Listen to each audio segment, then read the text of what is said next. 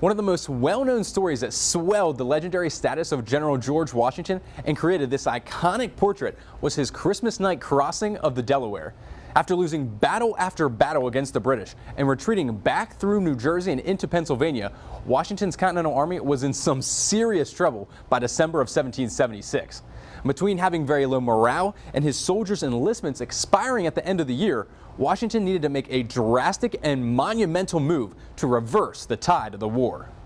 At the time, German Hessian soldiers were in control of Trenton, New Jersey, only a handful of miles away from the Patriot encampment.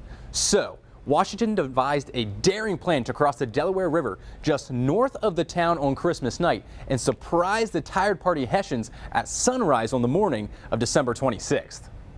And for much of Christmas Day, the weather was pretty cold but quiet with temperatures below freezing. However, after the sun set on Christmas Day and the 2,400 Continental troops began to mobilize, the weather took a nasty turn for the worse.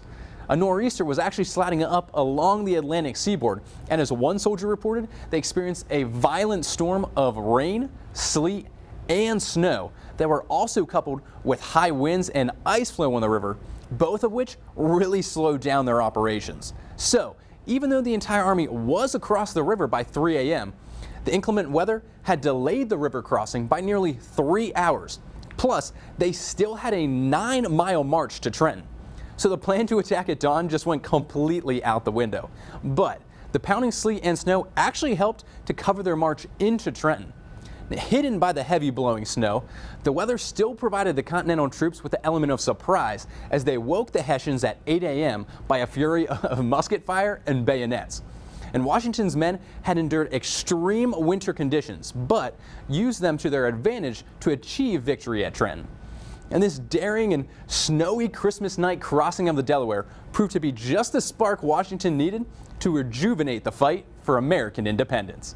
For Fox 25, I'm meteorologist Ross Mummah.